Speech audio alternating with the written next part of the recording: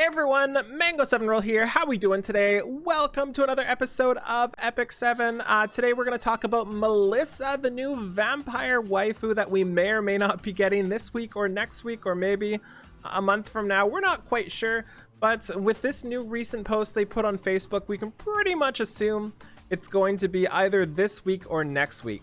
I don't usually like to do videos on people that aren't in the game yet because you never know what happens from data mines. You never really know, and then people get disappointed and they get mad at me. But it's fun sometimes, so let's do it. So first thing I want to say is I feel like every time they've done something like this where they post a little like surprise teaser of somebody, they've came that patch. So I feel like this has happened a lot. I have no data to back it up outside of my mind, which is not very reliable, but I feel like that's been a thing. So I'm going to assume or hope that it's going to be this week coming up. So a shared 1 week period with Luna's banner. Also, one thing I want to say here is the amount that data mining kind of ruins stuff like this to me is really unfortunate. Like, I love data mining to the end of the earth and back, you know, like they give us so much information, so much hype, so much everything, but it ruins all of the chances for Smilegate or Epic 7 or whatever game you're playing to do stuff like this. And it makes me really sad because, like, how cool would it be right now to try to figure out who this was or what they look like just from this picture. I know Fire Emblem Heroes did that a lot, and it was a blessing. It was so much fun to talk about, and we were guessing and guessing and guessing, and it was so cool what they did with the graphics and whatever you call it, the shadows and everything. I really enjoyed it. So it's less exciting now, and I feel like once we finally get a reveal of the character, everybody's always like, finally, instead of, oh my god, you know? But that's just my thoughts. I just thought I would throw that out there. I think we could pretty easily tell this was like this part of her with the, you can't see my, there we go, this part of her here with the obviously inhuman sort of thing would be something. I don't know if we would guess a coffin, but we would guess something. Anyways, let's talk about her skills and abilities and whether or not you should summon. I guess let's do that. So first off, we have the look of her banner. There she is too. She is flipping adorably, going to cut you, you know, like she's really cute, but then she'll bite your face off. Absolutely flipping love it. This data mine was from Eufine Throwaway. Thank you so much for this. And here we have some more pictures of her. I love that smirk so much. Vampires are some of my favorite people in any game. I really enjoy vampires because the guys are usually the type of vampires I like, and the girls are obviously girls, so yeah, thumbs up to that. So I really like vampires, and this is her animation. It's just so cool. At the start it looks like she's gonna do something like Diane, you know, like I feel like she's mimicking Diane right there. She's obviously not, but it looks like she is, and then she bites her face off, which is kind of cool. I like that a lot. She's a fire element mage, which is pretty much the worst thing in the game right now. I'm not gonna lie, there's not many things worse than a fire element mage, which does make her harder to use, but she does have one benefit that might help her out there. As for her abilities here, her skill 1, according to this data mine, has a 60% chance to make them for 1 turn. I don't know what she turns them into, but probably bleed. I would guess bleed seems to fit with her theme. And also damage dealt proportionate to caster's lost health. 1.5 soul burn damage as well. Her skill 2 attacks by unleashing their inner rage, granting immortality to the caster for 1 turn. Also does a decent amount of damage there. And her skill 3, this is what really spreads her apart from others. I don't like how it's a 6-turn cooldown though, so it's probably going to be like 5 turns with Molagoras. That feels like too long.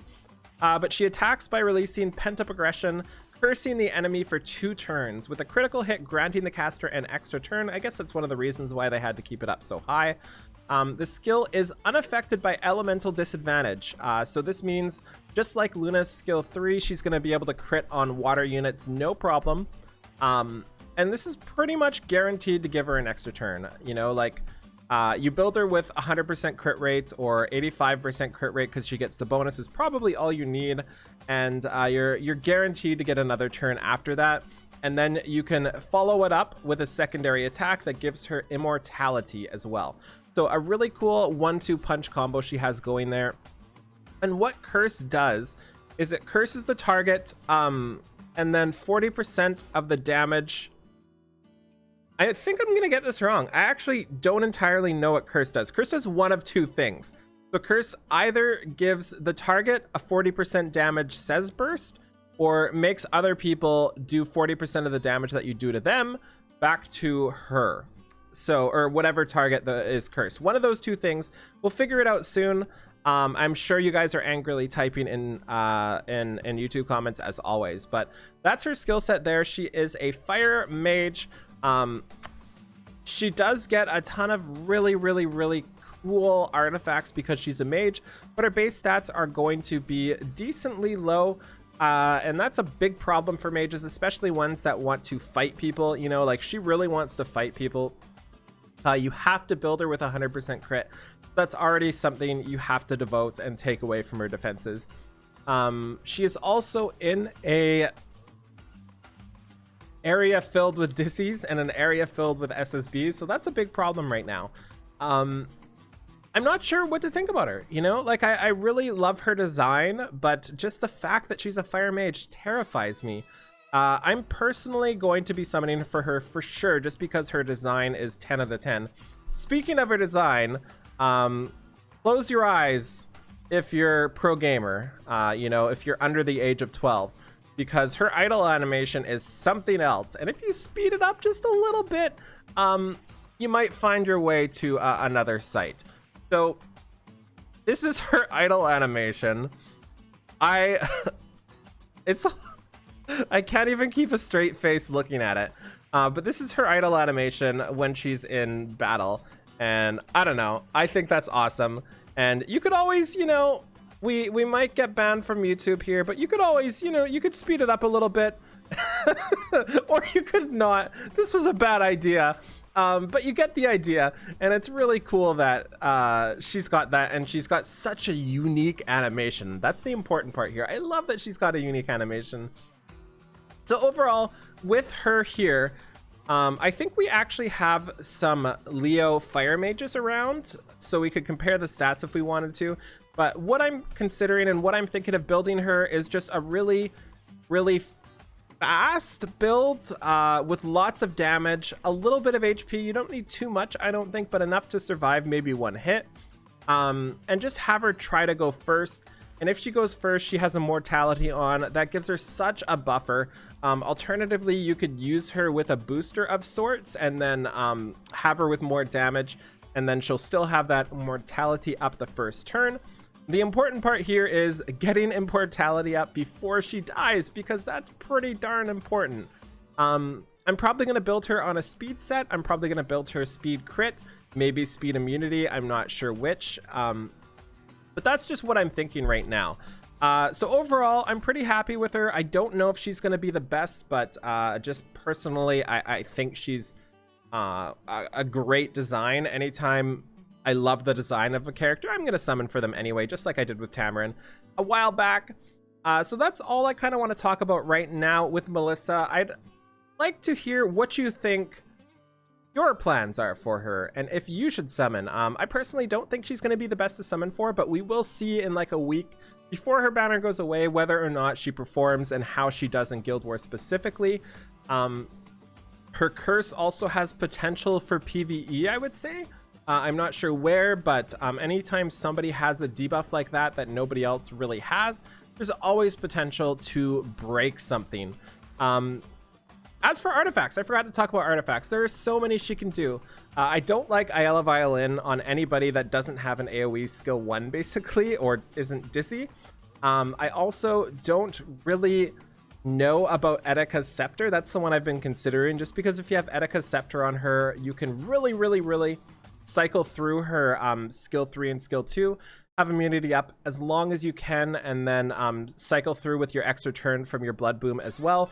And also with Etika's Scepter, I believe with the extra turn, you have 2 chances to proc Etika's Scepter in 1 turn, which is just insane. So that's probably what I'm going to be trying out. Also, depending on how much damage she does, I might want to try her out on a damaging thing, maybe Caladra, because you will be able to proc Blood Boom on your first turn, have Caladra on them. After that, because again, you're going to crit every time, you have a chance to drop that debuff on them, and then follow it up with a skill 2 that just does insane amounts of damage. So those are the ones I'm really considering right now. I'm sure there's a bunch of others. Maybe a defensive one too would work.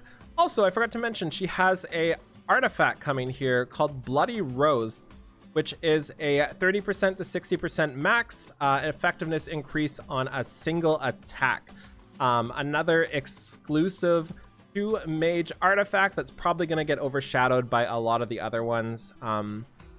I don't know how good this is. 60% effectiveness is a lot, but so is Etika's Scepter. Etika's does insane things with somebody like this. So yeah, thank you so much for watching. Feel free to like, comment, subscribe as always. Let me know what you think about our new vampire waifu, and I will talk to y'all later. Have a wonderful day. Bye, everybody.